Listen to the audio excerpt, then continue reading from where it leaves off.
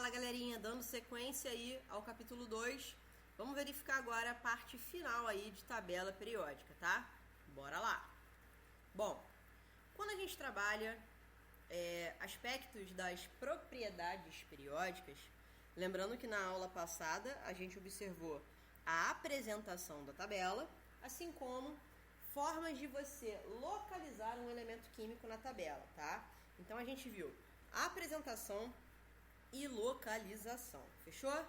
Bom, hoje a gente vai observar as propriedades periódicas, que são propriedades que crescem ou decrescem de acordo com a periodicidade da tabela.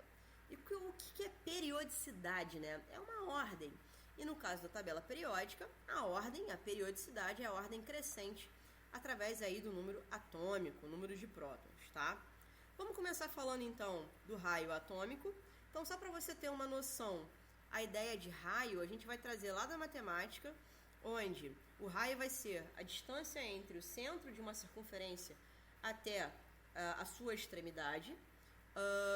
Então, se a gente entender o modelo atômico como sendo uma bolinha no meio, né, que é o núcleo, e várias camadas, várias circunferências ao redor, o raio vai ser a distância entre o núcleo e até a menor camada, até a camada mais distante aí da coisa. Então, isso traz pra gente uma ideia de que quanto mais camadas, maior o raio. No caso da tabela, a gente pode observar o crescimento de uma camada através aí do crescimento dos períodos, lembra? Quanto maior o período, mais camadas ele tem. Portanto, a gente pode justificar dessa seguinte maneira. Quando a gente pega uma coluna na tabela periódica, basta, né, com que a gente observe aí o crescimento de cima para baixo e a gente tem aí o maior raio. No caso das linhas, como é que a gente faria isso se todo mundo ali possui a mesma quantidade de camadas? A gente vai ter aí então que observar a ideia da força eletrostática. E o que é a força eletrostática? Ela é uma força que atua atraindo coisas positivas e coisas negativas, tá? E quanto mais coisas aí positivas eu tiver, maior a minha força eletrostática. E quanto maior a minha força eletrostática, menor será o meu raio. Então, observemos o seguinte: quanto mais cargas, maior o número atômico, né? Então, quanto mais para a direita, maior a força e menor o raio. E isso justifica, por exemplo, esse exemplo aqui do lítio e do berílio, que estão aí na mesma camada, no mesmo período, aliás, o que faz com que eles tenham a mesma quantidade de camadas. E aí, cara, ambos têm duas camadas, só que, o berílio tem mais cargas positivas, o que faz com que ele puxe um pouquinho mais e fique um pouquinho mais estreito. Logo, o maior raio do lítio. Então, a justificativa de crescimento do raio é da direita para a esquerda, de cima para baixo, né? Show? Vamos falar agora de eletronegatividade. Bom, eletronegatividade é uma tendência que todo elemento possui de atrair elétrons dentro de uma ligação. Então, a eletronegatividade ela ocorre quando uma ligação química aparece, e essa tendência que um átomo tem de atrair os elétrons se chama ela. A gente sabe lá que os ametais, eles são aquelas espécies, né, que têm uma tendência maior aí de receber elétrons. Então, por isso, a eletronegatividade vai crescer na direção dos ametais. Então, de baixo para cima, da esquerda para a direita. Lembrando de excluir aí os gases nobres, porque os gases nobres não promovem ligações químicas com nenhum outro elemento, tá? E aí a gente traz como ideia, né, que o flúor é o elemento mais eletronegativo da tabela periódica. Algumas observações aí, uma dessas é bem importante, é que a eletronegatividade possui seu inverso, que é a eletropositividade, tá? Então, a eletropositividade vai crescer ao contrário, na direção dos metais. Aqui, por exemplo, a gente tem o frâncio como o maior eletropositivo.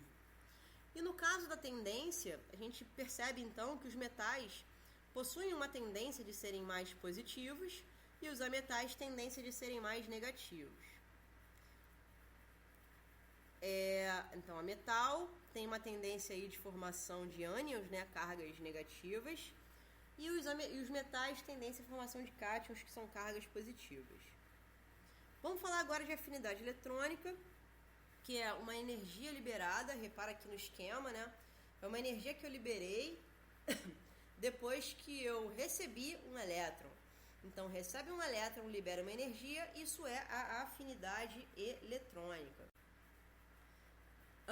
Então, falando aqui, né, um pouquinho de afinidade eletrônica, ela tem essa definição aí. Recebi um elétron, liberei energia. Fechou? No caso dos ametais, eles têm, a gente já viu, né, que eles têm uma tendência de receber elétrons, e por isso a afinidade eletrônica vai crescer na direção deles. No caso da energia de ionização, aqui é um pouquinho diferente, porque a energia agora não é mais liberada, é uma energia recebida por um átomo no estado gasoso, né, para retirar um elétron. Então, nada mais é do que a energia que eu dou para que eu consiga retirar um elétron de um átomo. Então, repara que, de novo, se os ametais são aqueles que têm uma tendência de receber elétrons, então vai ser mais difícil arrancar os elétrons deles e, portanto, eu vou ter que ter uma energia muito maior. Então, ela vai crescer nessa direção e eu deixo os gases nobres porque eu consigo retirar elétrons deles, mas não consigo colocar. Então, se todos eles crescem na mesma direção, qual é a diferença? Pessoal, não esqueça que a diferença está na definição, tá? A eletronegatividade é uma tendência, a afinidade eletrônica é uma energia, né, para receber um elétron, e aqui é uma energia para liberar um elétron. Então, essas diferenças nas definições é o que diferencia um do outro. E aqui um grande resumo pra gente, né? Onde a gente coloca raio atômico crescendo para um lado e todos os outros crescendo na direção oposta. Com isso, a gente pega aí uma questãozinha boa da apostila na página 18 aí, questão número 3. E essa questão vai falar o seguinte pra gente. Bom, a questão fala o seguinte: analisando a classificação periódica, pode-se afirmar que... Vamos analisar letra por letra, tá? Letra A. O raio atômico do nitrogênio é maior que o do fósforo. Vamos catar o nitrogênio e o fósforo e observar para onde cresce o raio. Cresce de cima para baixo. Então, a gente percebe que, na verdade, o raio do fósforo é maior que o do nitrogênio. Então, a letra A está errada. Letra B. A afinidade eletrônica do cloro é menor que do fósforo. Bom, vamos catar aí cloro e fósforo e observar a afinidade eletrônica. A do cloro, ela é maior que a do fósforo. E ele está dizendo que é menor, então está errada. Letra C.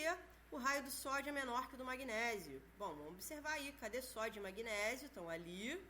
E o raio cresce assim. O raio do sódio é, maior. Está mais perto da seta. Então, ele está dizendo que é menor. Está errada. A energia de ionização do alumínio é maior que a do enxofre. Vamos catar eles aí, ó. Alumínio e enxofre, alumínio e enxofre. Bom, o enxofre é maior que o alumínio. E ele está dizendo que alumínio é maior que enxofre. Está errado. Então, só pode ser letra E, né? Mas vamos considerar aí, analisá-la também. A energia de ionização do sódio é maior que a do potássio. Cadê o sódio e o potássio? Estão ali. A energia do sódio, está mais para cima, maior que a do potássio. Perfeito. Galera, então por isso o gabarito letra E. Fechou? Então é isso, pessoal.